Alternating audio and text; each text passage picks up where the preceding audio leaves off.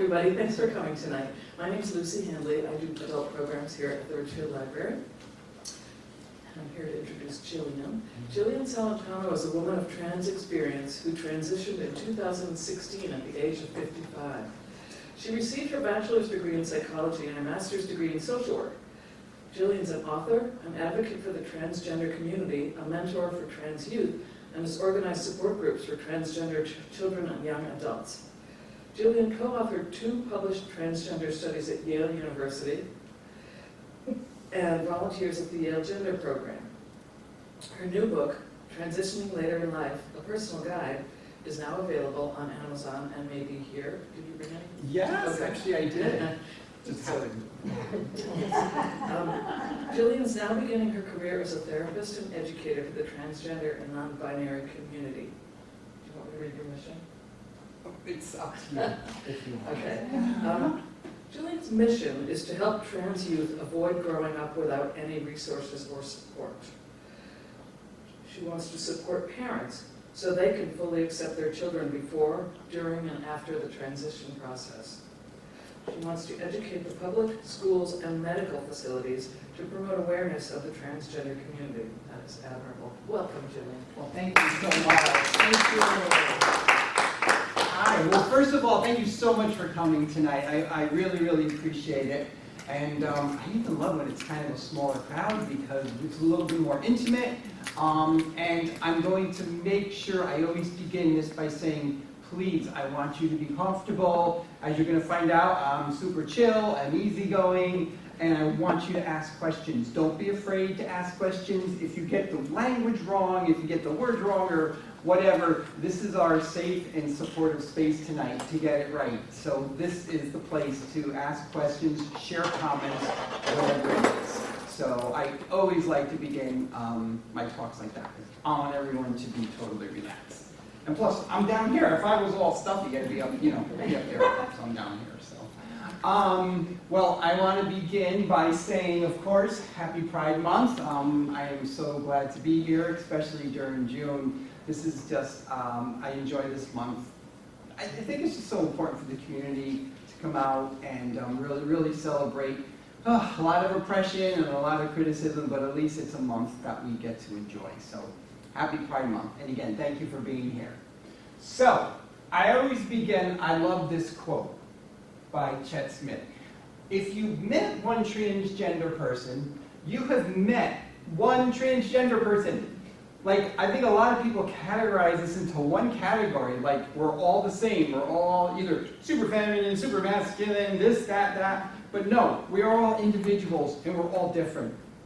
And being trans is just one little tiny part of us. We're so much more. And we're so much deeper, so it goes beyond that. So that's the meaning to me, at least what that means. So everyone is an individual. Now, before I get into it, I'm just going to go over a few definitions, because I'll use some words. I want to make sure everybody's up on the lingo today. This lingo is constantly changing.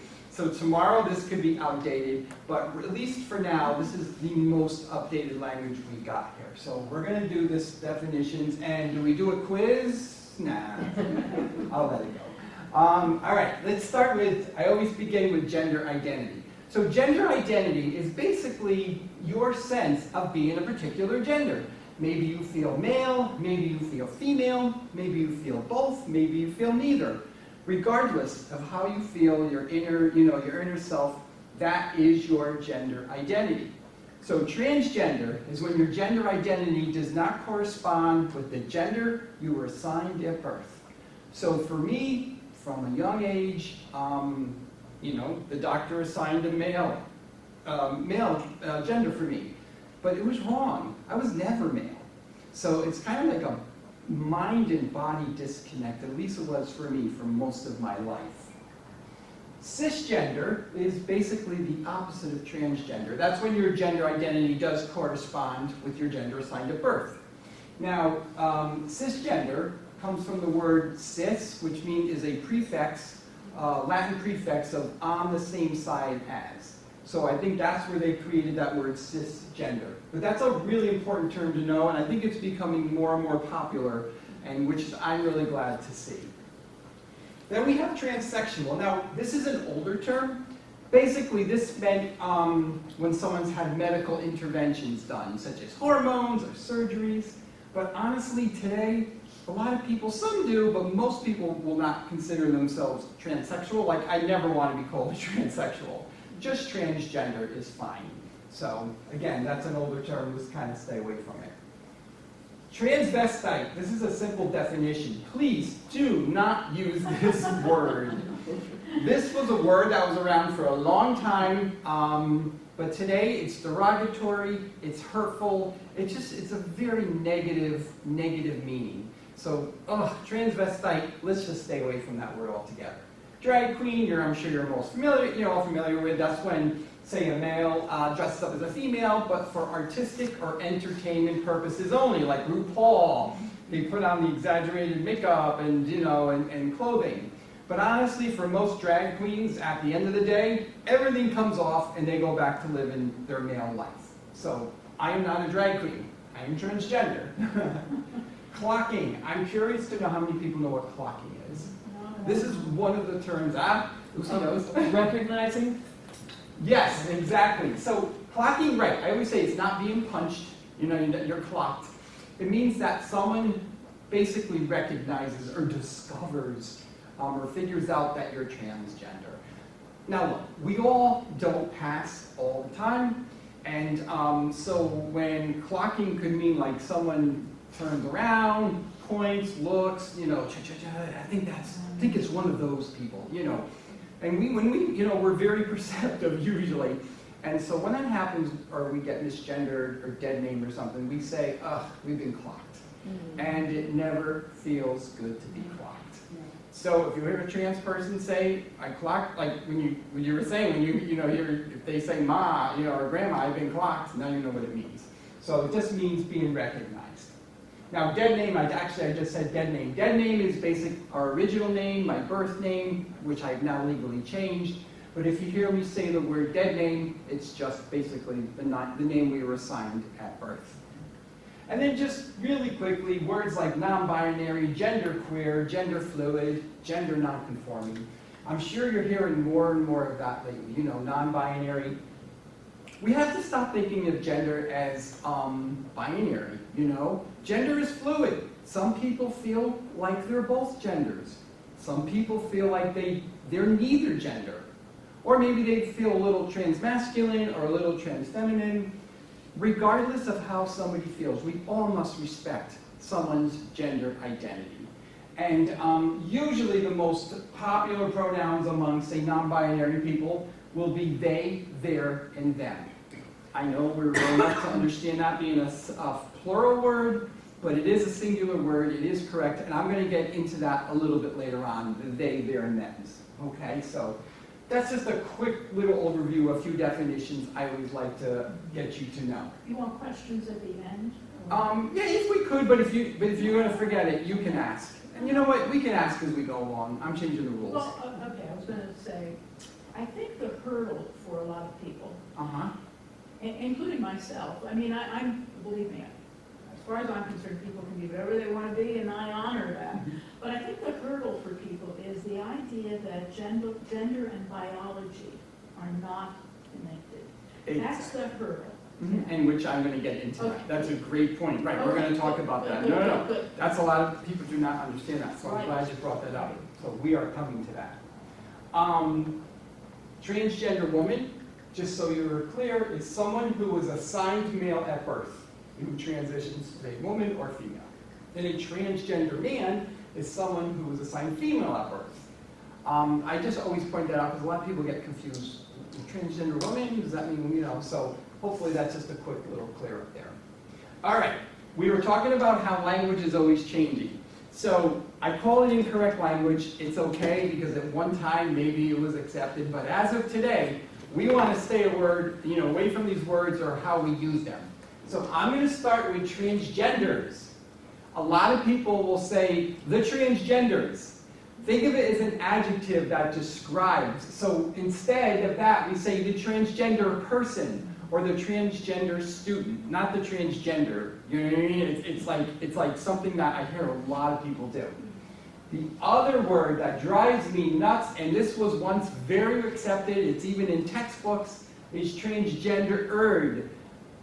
We gotta drop that, that ED doesn't belong there. We're not like past. But so a lot of people do say, oh, they're transgendered. But no, just transgender. So I always say compare it to like, that's like saying gay or lesbian or bisexual, or if you're a straight person, then you're straightened. But I don't think anybody considers themselves straightened. So anyway, that's why I always say, let's drop that ED. We definitely gotta get rid of that ED on the word transgender. Of course, words like tranny, he, she, she-male, those are just hurtful words. Sex change, which again, we were all growing up saying that's old school. We want to say now the correct way is either gender affirmation or just basically bottom surgery or top surgery, but not we've had a sex change. We want to stay away from that. And then all these words, transformation, they're changing into a girl, they're becoming a boy, they're turning into a girl or a boy. Or transgendering, which again, that was a word that was used years ago.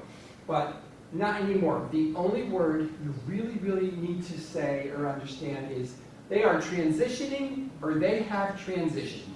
They didn't turn into a girl, they just transitioned. So really important term to know.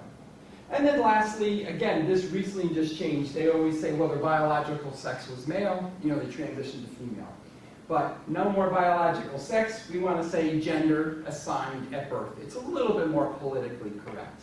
So again, if you make a mistake and don't say these words, I don't want to be like, oh, we're going to yell at you, or you're going to get in big trouble, but you're not. I'm just updating you on the current terminology. So, you can always find it on the internet, so do your best on that.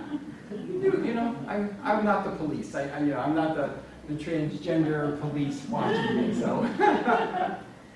Okay, questions to avoid. What do you think is the #1 question most transgender people get asked by cisgender people? Does anybody want to be brave and take a guess? What do you think is the #1 most curious question people want to know? Have you had surgery? Look at that, you're right on.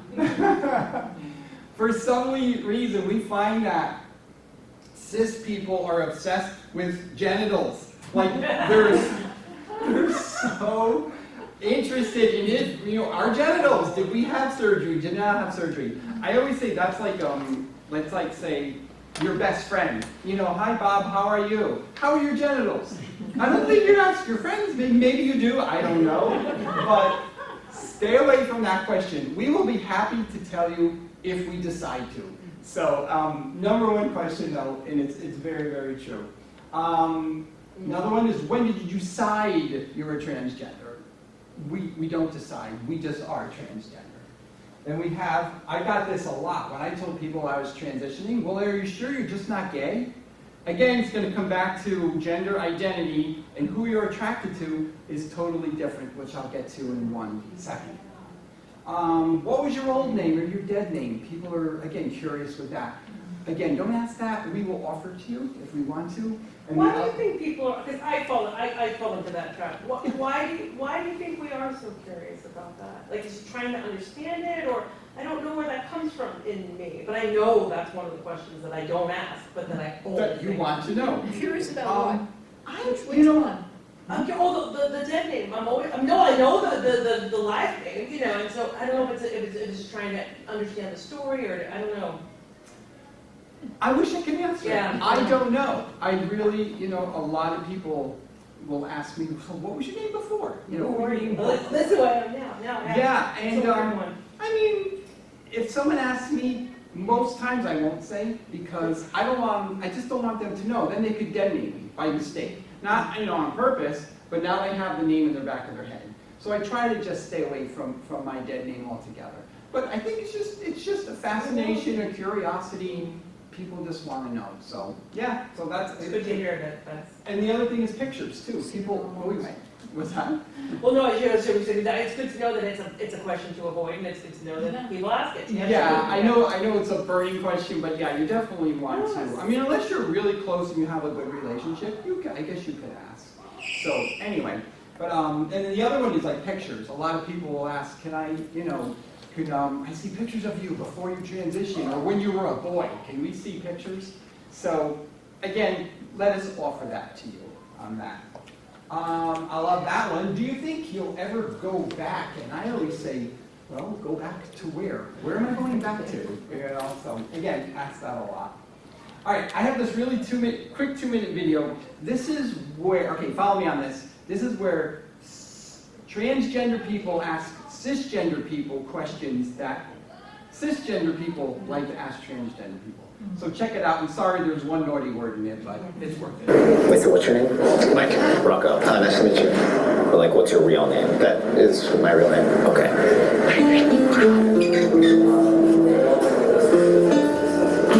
Is it difficult to come out to your parents as cisgender? Are you afraid that people will like hate you or that you'll get hurt? Like, I support Brittany with what she wants to do. That's her life. But I just don't want it around my children. Well, like, how do you pee? Whoa, so you're not trans? That's so cool. I know another guy that's not trans. Maybe you guys know each other. Whoa, really? I would never know. You look exactly like a man. You're really short for a woman. You're really tall for a man. Why don't you try to be more feminine? How come so many of you are sex workers? Well, like, I can kind of tell by your eyes, maybe. How do you know you're a woman? How do you know you're a man? Do you, like, have a dick? How do you have sex? And you're a straight white man, you're not trans. That is so brave. Oh my gosh, so, yeah, I love that one. I love that one where he goes, oh, you're trans? I know someone, I mean, you're cis? Oh, I know this cis person, maybe you know each other. I've gotten that so much. Somebody asked me, I know a trans person in California. Do you know each other? I hate to disappoint you, but I don't know every trans person in the country, in the world. So, but anyway, I do get a lot of that. So, anyway, it's just a little funny thing that kind of spinning it around. All right, the transition process I could spend a whole 2 hours on, just on these next couple slides. But because of the sake of time, I'm going to just bang it out so quick, and then maybe someday we can do a whole transition process. And I'm keeping it G-rated as well. So. Transition process, I kind of break it down to 3 categories. The first one is social transition. So what a social transition is basically, and this is usually for younger folks, maybe 6, 7, 8 years old before you get into kind of hormones or surgeries. That just simply means using a chosen name, a chosen pronoun, or gender expression, wearing a dress, not wearing a dress, painting nails. All this is part of a social transition. It's very, very important, especially parents when they have younger children, because I work with a lot of, I've met 3-year-olds, 4-year-olds that knew that they knew what gender they were. No one had influenced them. But the fact that they could dress the way they want to, be called the name and called the gender they want to was huge and so important. So that's what we talk about when we talk about a social transition. And we always say, let the person take the lead. And be ready for different changes or daily changes in pronouns, names, gender expression. So what I mean by that is I see a lot of kiddos say, I want to be, and just not kiddos, teenagers, even adults, I want to be called they, them, okay? And then maybe a couple weeks later, you know what, didn't feel right, I want to be called she, her. I want to go back to they, them. And then maybe go back to she, her. That's perfectly normal. That happens so much, and I know a lot of parents get nervous with that, like, oh, they must be confused. It's not that they're confused, they're just finding their identity. They're just finding their comfort spot where they're going to land. And it's totally fine. And that could go with names. It took me 3 names to find finally my name of Jillian. And gender expression. Again, if say someone who was assigned female at birth wants to transition to male, maybe they still want to wear nail polish and a dress. I'm seeing one kiddo who does that. They identify as he, but they love to wear dresses. It's okay. You're going to find who you are, whatever it is. Sometimes it's a little bit hard to understand, but just go with it. So it's really important to know that it's just not a straight line. And transitioning doesn't always mean hormones and surgeries. Again, it could just be a social transition. Now, hormone transition, we call that hormone replacement therapy, or HRT. It includes puberty blockers. I don't know if a lot of you are starting to hear more and more about puberty blockers. So a puberty blocker is basically what it does. When a child, so I interned at the Yale Gender Program, which deals with kids ages 3 to 25. So I worked with a lot of the endocrinologists, so I'm not a doctor, but I've hung around long enough, to understand. They start kiddos when they just start entering puberty, okay? That's when, if the child feels they're identifying as a different gender, they put them on puberty blockers. And what that does, it'll halt their puberty, and it kind of gives them a little time to figure things out. And that fear of going through the wrong puberty is taken away, because that is terrifying to go through a puberty that is not yours. So this allows them time. It reduces suicidal ideations. It reduces a lot of depression and anxiety. And usually they don't go longer than 2 years because there's bone growth. Not having hormones could make your bones more brittle. So they don't usually go more than 2 years. Yes? How young have been some of the children in the Yale study? The youngest one I met was 4. Yeah, they were assigned male at birth and totally identified as female. You wouldn't even, just looking at them, you wouldn't even know they were ever, assigned as male. But all they did was a social transition. And regardless of what you hear, and a lot of lawmakers do this to pass these hate laws, they don't put any child on a chemical, or you know what I mean? The youngest would be a puberty blocker when they start. They don't do hormones, and they don't do surgery. Surgery is usually not until 18. Okay, so child, it's just a social support transition, and that's it. So no hormones till they're older? Hormones, the standards of care says 14. Because what happens is you're on puberty blockers, and now all their friends are starting to go through change, and if they feel like, no, I want to stay with this, they need to get on hormones to to build bone growth and to go on. And if they decide not to, you take them off puberty blockers and they just go through their natural puberty. Puberty blockers have been around for years. They use a lot of them, say, in someone who's assigned female at birth, who sometimes they get their periods, maybe at 7, so they put them on blockers, and nobody has no problem with that. But when it's, I call this life-saving medicine. Puberty blockers are life-saving medicine. I've seen it. So, really, again, I could talk about it, but I'm going to just have to keep moving along. So trans females, they'll put them on estrogen, and trans male on testosterone, and it gives them the secondary characteristics, just as any female or male has. And then you have surgeries, which we were just talking about. So we said earlier, there's gender affirmation surgery, or bottom surgery, top surgery, facial feminization surgery, facial masculinization surgery, usually 18. Some have done at 16, but the standards of care, most doctors do not want to do anything until 18. But it's important to know that being trans isn't about having surgeries. Being trans isn't about hormones. It's about how you feel. I always say how your gender is between your ears. Your gender is not what's between your legs. It's how you feel up here. So someone who hasn't had surgery, they're no less a male or female than someone who has. It's really, really important. It's how they identify up here. So, and transitions aren't straight lines. Transitions kind of ebb and flow sometimes. Sometimes they go forward, they go back. Again, regardless, just give the person time to figure things out. But in the end, this is really, really life-saving stuff. I've seen big, big positive changes. And I will say very quickly, at the Yale Gender Program, there were 400, I think like 400 kiddos. 1 decided to come off puberty blockers. The other 399, they're moving ahead with their transitions. So there's a lot of false pretenses out there too about detransitioning, and that's going to be another talk. Okay, I already spent way too much time on this. I hope just touching upon it a little bit, it was helpful for you. So, okay. Physical attraction and gender are different. Who you are attracted to does not determine your gender. It's, again, it's just 2 separate things. So we always say LGBT. Remember, even though they're grouped together, they're very different. LGB is lesbian, gay, bisexual, only refers to your sexual attraction. Where the T only refers to gender identity, and it has nothing to do who you're attracted to. If you transition, that doesn't mean your sexual attraction is going to transition or go up, change. It may not. Regardless, it's really, really important to know that. Again, as you said earlier, those two are very, very separate. Okay? All right. We got that. You guys are experts already. Now, I talk about gender journeys. Everybody's gender journey is different. No two are alike.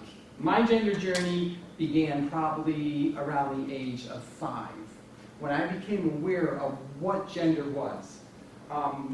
I knew there was something off. I always found to be more comfortable with girls. I was jealous of the girls. I wanted to dress like them. I just wanted to be one. No one taught me this. It's just how I felt. And when I tried to bring this up once, when I was really young, to my parents, they laughed. They thought it was cute. And they were like, oh, no, you're a boy. I mean, those are bizarre thoughts. You're a boy. And that's it. You're not a girl. And that's when I started feeling shame for how I felt. They didn't mean to do it. I don't think they meant. But back in the 60s, all this wasn't even a thing. But it really, really shook me up and scared me. And I swore that I would never speak of this. Okay? And I decided that I'm going to need to pretend to be what everybody expected to be, a little boy. And being young, it was okay. It was a little bit of a struggle. But as you start getting older, it really started compounding and hard to deal with. So as I got a little older, and if you can get past those big giant ears of mine, I look at this picture and I see really sad eyes and a fake smile. I was not happy. That's how I felt at that age. And no child should feel like that at that age. But I could never speak of this.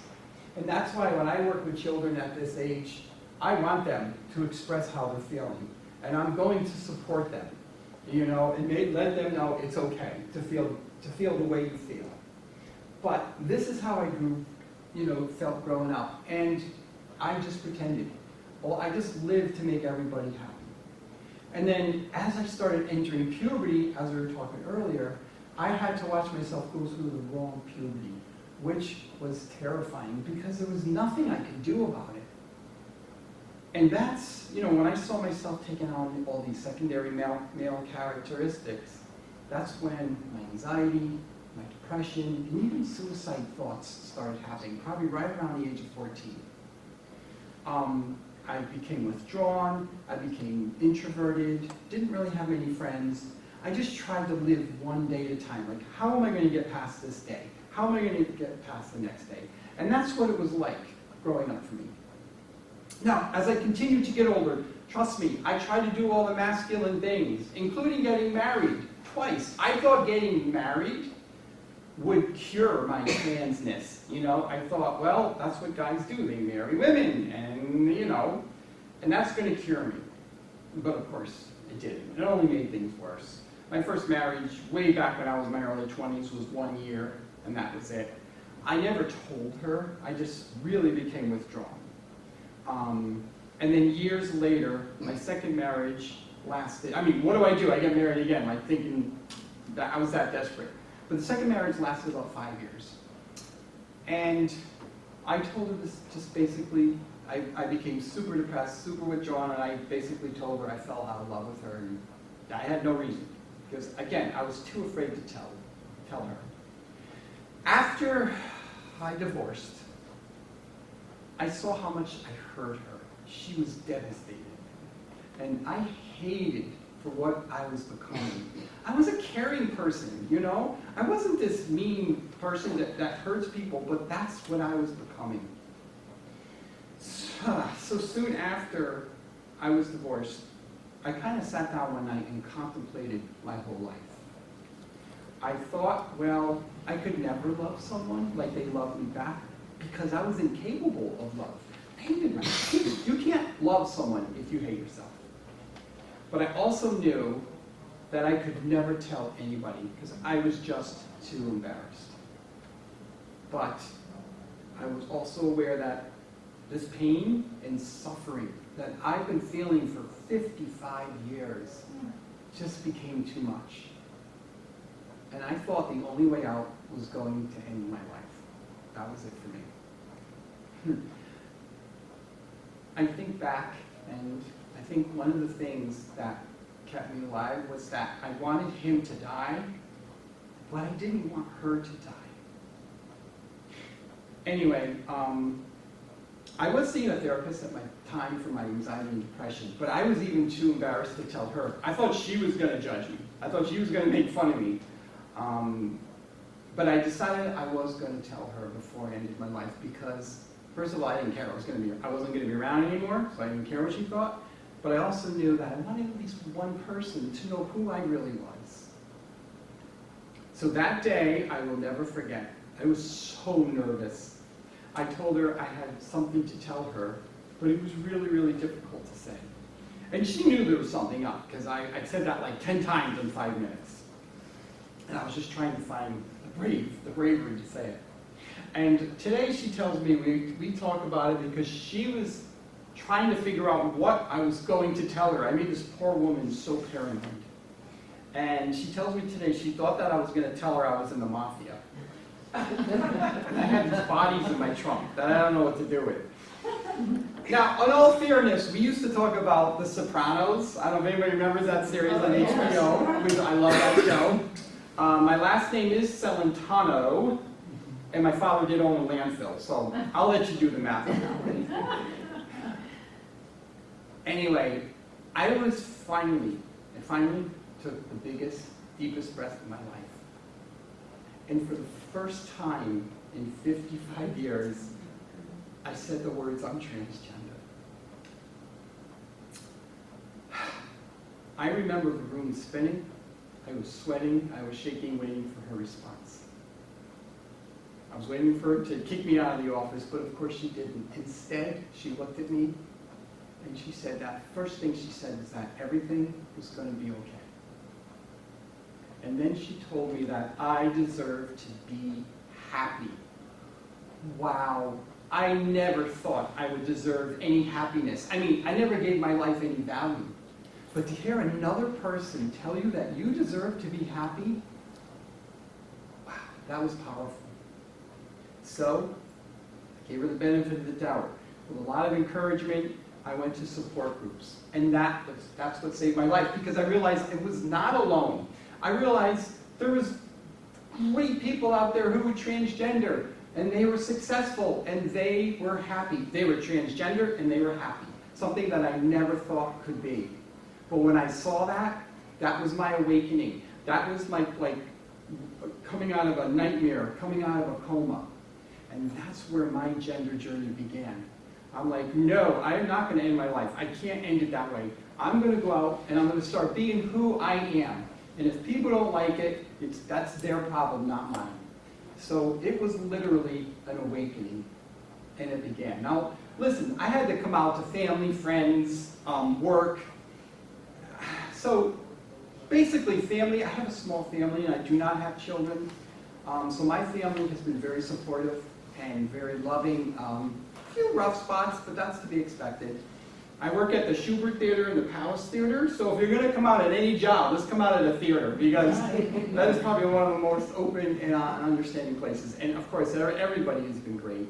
The only rough spot was my friends. I told my friends, they were we love you, we accept you, it's cool. But to make a long story short, I lost most of my friends. I'm talking 20 and 30-year friendships. They just couldn't handle it. They just couldn't handle it. And I was angry for a long time, and I was hurt. But I decided I had to forgive them so I could move on. And although that was rough, I knew that door closed, but so many more doors opened because I made new friends. Friends who loved me, who loved Jillian, just to be around Jillian. So it was a purpose. Sometimes people are meant to serve a certain purpose in your life and then to move on. So needless to say, I am very happy. I love my life and I love my friendships and the way things are going. So it's pretty cool when you yourself. I mean, I went back to school. I just graduated last month with a master's in social work. So I'm doing this to become, thank you. No, I still can't believe it. But I did this because I want to become a therapist. for the trans community and non-binary community, and it is just amazing. And I do this public speaking. I was super introverted and very quiet, but it's just amazing when you are yourself. There's nothing that can stop you. So that's the whole point of that. But look, I'm also going to say through this gender journey, I had rejections, I had people tolerate, a lot of people judged me, but the people who accepted me, those are the people I stay with, and those are the people, who are important to me, and that should be a lesson to everyone. Get rid of all that other garbage out of your life and stay with the people who love you and accept you for who you are. And don't get me wrong, there's always challenges in life. There's always a challenge, but I'm overcoming it. I'm not going to let it stop me. I lived it for 55 years of my life. I always say I lived more life in the last 6 years than I've had in the first 55 years of my life. So it's just so cool. So that's my little gender journey. When I talk about challenges, I'm going to get really quickly, again, pronouns are another talk. I'm just going to go right into pronouns. Pronouns are so important. They accurately and inclusively reflect a person's gender identity. It's so important you use the chosen pronoun. It's better than any antidepressant, anti-anxiety medicine. I can't stress that enough. I know it's difficult sometimes, especially with a family member or a friend you're used to, and there is that getting used to at time, but really, really respect someone's gender identity by using their proper names and pronouns. Can't stress that enough. And if you're not sure, ask. You can say, hey, what's your chosen name and pronoun? We used to say preferred. Again, I'm updating you. You don't want to say preferred name and pronoun. You just want to say, hey, what's your chosen name and pronoun? We'd rather ask you than guess. Really important. And if you do make a mistake, and you can say I apologize, but even better, if you could say thank you for correcting me. That way it doesn't put us in the position where we have to say it's okay. Just if you make a mistake and catch it, say, oh, I'm sorry, thank you for, I'm sorry, thank you for letting me know, and I'm going to do better next time. And certainly, if you do make a mistake, keep it moving along. You could just say thank you and move on. Don't go, oh my gosh, I can't believe I keep doing that. Oh, I'm so stupid. I'm sorry. I'm probably making you feel bad. Now you're bringing more attention to something we don't want attention to. So just keep it moving along. And of course, if you hear someone else make that mistake, correct them as well. Because I will say using incorrect pronouns or dead name, it hurts and it lingers for a long time. Depending on my mood, sometimes it rolls off my shoulders, but when I'm dead named or mispronounced, it can last for weeks. It can last for months. It can even last for longer than that. So that's how deep it goes. So try your best in using correct pronouns. I can't say that enough. And if you don't use, you could compromise someone's safety. You don't know who's listening. You don't know who's around, especially in school. There could be bullies that hear that if a teacher mispronounced somebody. So it's really, really important. And it definitely fuels anxiety and depression.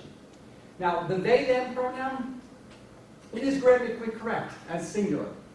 Don't worry about it. Just practice it, they, them. If you're having trouble, then you can just use their name. Now, why do I have a parachute guy up there? Or I say parachute person? Say you saw this person coming down and all of a sudden they're in trouble and they're struggling. You're probably going to go, oh my gosh, they're in trouble. Maybe somebody should help them. Now you're using they, them with no problem as a singular. So if you really think about it, it can be done, but it takes a little practice. But it is correct.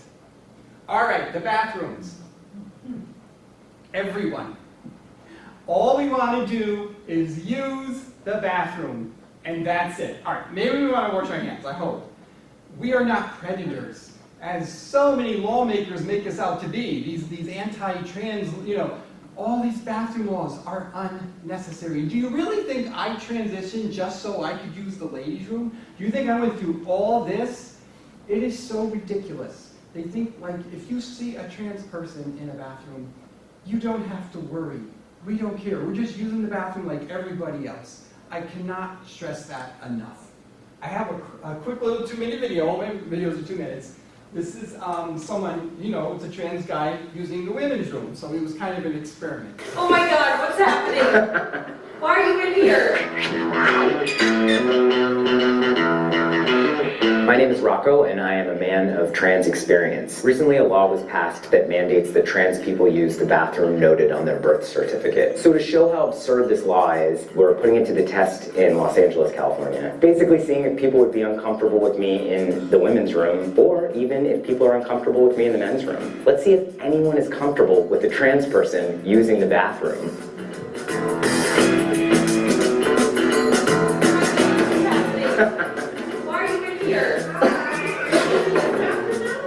What are you doing? It took me a second to be like, why is there a dude in here right now? If you didn't know me and we were in a public space, would that be uncomfortable? I would be very confused, especially if I was in there alone and it was just him and me. I'd be like, okay, this is a little threatening, but if it was you, I'd be fine. Yeah. I was a little surprised, super relieved I wasn't pooping, so. If you weren't at work, would you have felt differently seeing a man in the restroom? Probably would have felt a little confused, but I know you, so it was a little different. It seems like people at BuzzFeed are fine with whatever bathroom I want to use, but let's see what people on the streets of Hollywood think. In North Carolina, they just passed a bill that doesn't allow trans people to use the bathroom of their choice. Legally, they'd like for me to use the women's room. If you identify as a man and you are in the women's bathroom, that makes me uncomfortable. If I was in the women's room, would that be jarring for you? Yeah. I don't know what's going on down there, but if you look like a man and I come out, I will probably go get the police or something. Like, what's going on? Would you be fine with me being in the men's room with you? It's fine, because I'm used to that. I wouldn't care. Honestly, I don't think anyone would question it anyway. Ultimately, we're all in separate stalls. It's not like you're right next to me. I don't know what she's doing. How would it really affect me if I'm in one stall and you're another, you know? It was heartening to hear that people feel that trans people should be able to determine what bathroom they want to use comfortably. I would be interested to see if everyone felt differently if I was a trans woman that didn't pass as well. I think that the reaction I would have gotten would have been really different. When we're thinking about these laws in abstract, it's easy to explain why they were put into place. But when someone is face to face with physical reality of using a restroom, it looks really different. And trans people shouldn't have to pay the price for the fact that there are sexual predators out there. Laws like this support the idea that there's something wrong with trans people and that they don't deserve a safe place to use the bathroom. And if anything, trans people are the victims of not having a safe place to go to the bathroom. So, yeah, you know,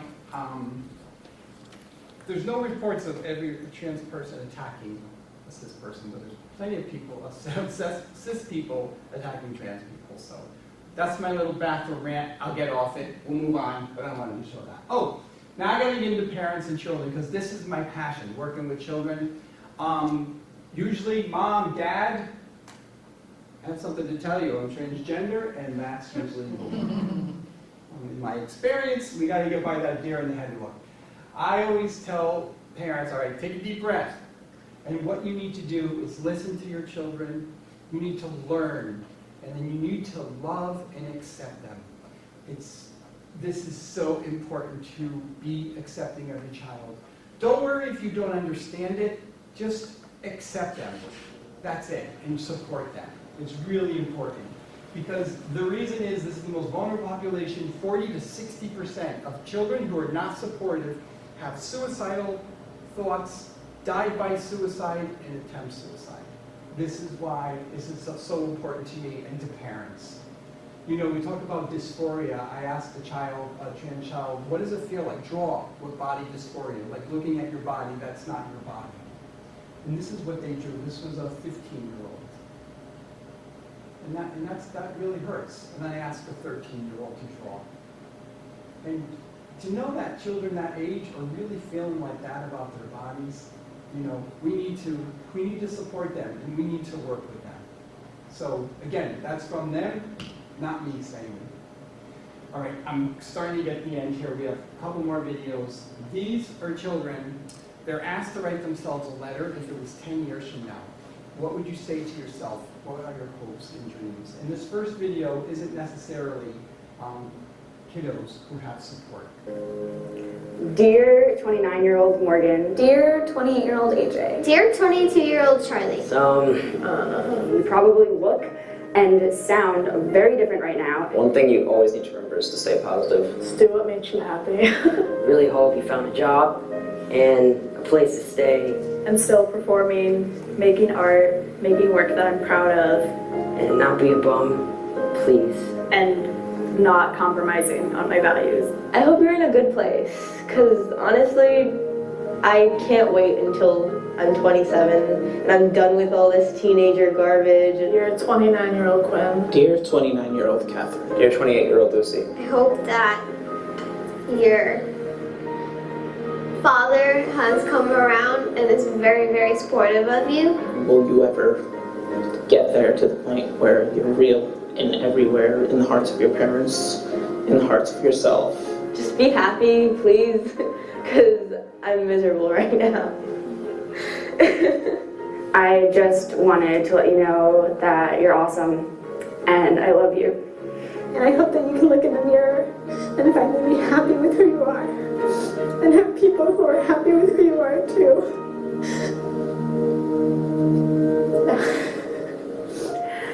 And just believe in yourself and you're gonna do great. And I love you so much. Love, 19-year-old Morgan. Awesome. All right. Thanks. Good job. Great. I've seen that video so many times, and it always gets me. I've worked with children and I've seen their pain, and that's very real. And this is why it's so important to love and accept. Sorry, it's not, if your child isn't what you're expecting, you still need to love and support them. And that's all they want. They just want love and support. Now, I'm not going to end it on such a sad note because this next 2-minute video is with parents who have, children who have supportive parents, and they love them. So check out the difference. Ready? Take a deep breath. Sit up. Even if it doesn't feel true, remember that's what an affirmation is. We say something because we want to work on feeling good about ourselves, okay?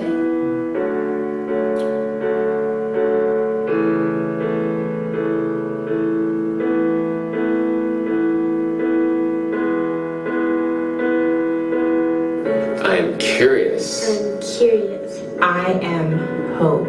I am hope. Say, I am love. I am love.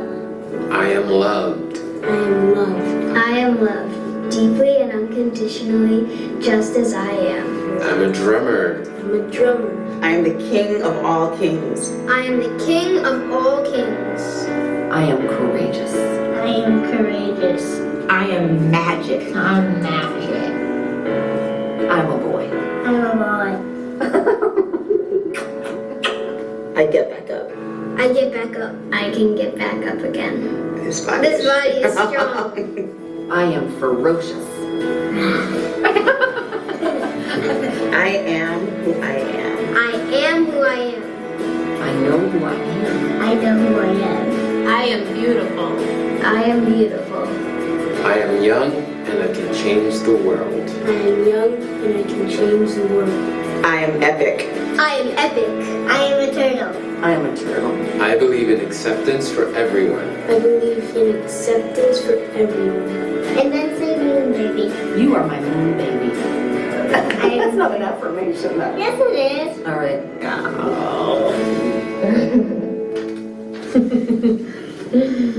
These are good. Wait, does snakes celebrate their birthday? So as you can see the difference of love and support, what a difference. And why I'm doing this at 60 instead of retiring, I'm just beginning and I'm going to help every kiddo in the world as I can. So, and one last thing I love you to think about, I tell parents when they learn about their transgender children and non-binary children, just tell them, everything I've learned about you makes me love you more. That's so powerful. It's such a powerful statement. And never let the responsibility, it's not the responsibility of your children to carry the weight of your fears. So a couple of things really, really powerful statements to remember. All right, I know we're just almost out of time. How to be an ally. I'm just going to bang a few things out. Listen to trans people. State your pronouns. Hi, I'm Jillian. She, her pronouns. It's very powerful. Recognize that being transgender is not about how someone looks. Show up for trans community events. Add pronouns to your email signatures or Zoom calls. I always have my name on my Zoom call and in parentheses, she, her. Non-binary people do exist. It's very rare, it's very real, it's relatively new, but they do exist.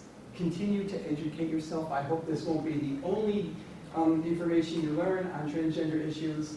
And of course, support when you experience discrimination. We want to support every trans person. Work with schools and work to pass good laws. And in the end, know that you are on my team. We love allies, and we love that you're there to support us. In the end, therapy is a great thing. I can't stress it enough.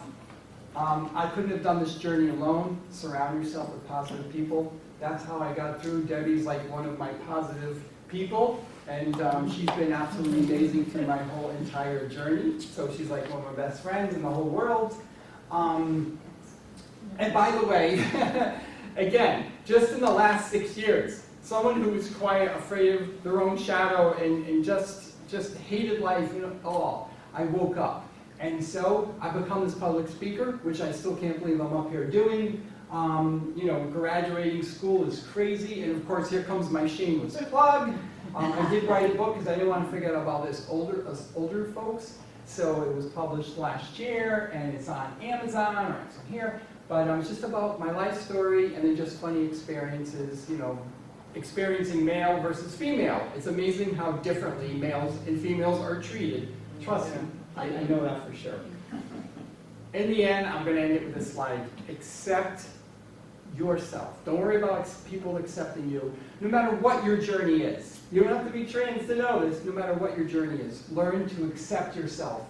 Love who you are, and be proud of who you are. But most importantly, remember that we all have a purpose in this world. We all do belong here. And once you learn to love and accept yourself, I promise everyone here will be unstoppable. So thank you so much for coming tonight. I appreciate it. Thank you. So anyway, are there questions? Please feel free. Hopefully I answered a lot, but yeah. I don't have a question, but I have a comment. I have 2 grandchildren in the same family who are transitioning. Okay. And I want to say my daughter and son-in-law are the most incredible parents, and my 2 grandchildren are so fortunate to have them. They have every available venue open to them because of those parents. They really are wonderful, and it's been very helpful to me to hear you tonight, and I'm going away with a much more positive feel. Good. So thank you. Oh my gosh, you're welcome, and that's great to hear. And they're happy, right? They have support, yes, they and are. so I'm sure they're moving along and doing their thing, right? They are. That's great. My 21-year-old now grandson is substitute teaching, and they call him Mr. Gallinger. She comes home with these fabulous notes from the kids and the administration, and they keep calling her to come back. Wow. So she's going to be finishing school in another year. And she'll be a teacher. So That's amazing. can't ask for more than that. Well, I would say you can be trans, successful, and happy. You can do it all, and you can be very, very successful. So, but thank you for sharing that. That's great. And it's not unusual to have more than one child in a family who are trans. We're seeing more and more of that. That's becoming quite. We know that. We did Yeah, know that. a lot. I feel much better about it. Yeah. I've seen a lot when I was at the gender program. There was a few families. I mean, it's not every family, but there was probably about 5 families who experienced that. So, thank you for sharing. Thank you. Yes. So our oldest told us this spring that she's now Hannah, and she puzzled it out. She's 26 and living and working on her own in Portland. She puzzled it out just during COVID.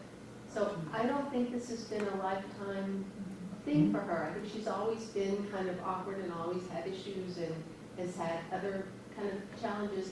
And So during COVID, she was sort of in a bubble of one. She's got some good friends that she's in contact with from college, playing games and that. But she's very isolated. We visited her and sent her and her girlfriend to Sephora to do a makeover, and the picture was amazing. Wow. She's so happy. But we're really wondering, and not just because of the transition, but in some ways, especially with the transition, how to support her in getting to be more social and to getting to be kind of out more. She hasn't transitioned at work yet. She's actually not even going into the office yet. Okay, so she's still transitioning. So I'm throwing a lot of detail, but I guess the biggest question that we have is how to support her in being in the world a little bit more. Right. She is seeing a therapist. Okay, good. I was like, I'm a big supporter of therapists. I think it's just so important. You know, it sounds like she's still working through some social stuff, you said, like with work, and so that could be something holding back. I think as she continues to come out more and gets more comfortable, that social thing might start expanding out and getting out a little bit more. Because I was kind of, you know, early on in my transition, I was very nervous about going out or covering myself up, but now, like, the more I'm out, the better. It did a total, you know, a total 180 where I'm, you know, out there. So just, I don't know, I think in time that'll come around a little bit. You can't force someone, but I think in time that will definitely kind of, you know, they'll definitely feel a little bit more comfortable where they are with their, you know, their social life. So they have she goes by she? She, yeah. She has a girlfriend? She has a girlfriend who's bisexual. Okay, so and it's the a girlfriend relationship. was actually from college. Oh, okay. So they're in the a girlfriend relationship? is in Canada. They're still in the relationship, Oh, okay, although it's long okay. distance. Yeah, And so, you know what, she's comfortable where she's at, this journey, again, like I said, no journeys too. So she's comfortable where she's at, but she has a job, sounds like she's responsible. Yeah. She's not like agoraphobic where she's, you know, I think give it some time, because she's still early on in the transition, and there's never an end to a transition, by the way.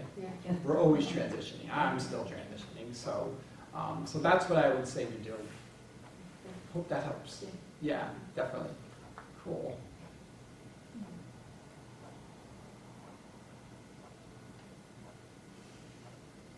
Well, I guess that was pretty thorough. Thank you very much. Wonderful. No, you're welcome. I mean, I have cards if you want, if there's a question you want to ask, you don't want to ask tonight, I can certainly give you a card with an email address. Feel free to reach out to me.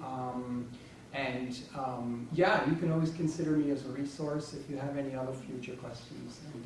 But just get out there, you know, love, support, be an ally, and fight these laws. You know, I never like to get political, but the way it's going, they're really attacking the trans community. And I listen to these kids and they're scared. You know, when they hear all these lawmakers in Texas and in Florida, they're scared to death. They got enough to worry about with school shootings, and they have to worry about, like, what happens if I don't get hormones, or what happens if I don't get puberty blockers. They're like worrying about this every night. So just continue to be allies, and you know, your support is always appreciated. And it is important to get political. Yeah, I know. I'm going to have to start. I didn't want to, but no, I have to, because it's, you know, we're not We have to hurting vote our anybody. values here.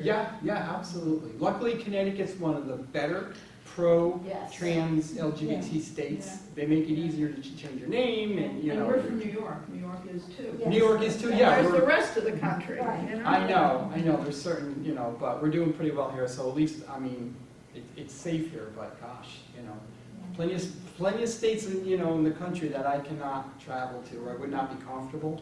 And I'm like, wait a minute, where am I living? You know. Yeah. So anyway, but yeah, so allyship is so important. Anyway, all right, it's been an hour. We'd like to get a book for the library. Oh, yes, absolutely. Thank you so much. Well, thank you again so much, everybody.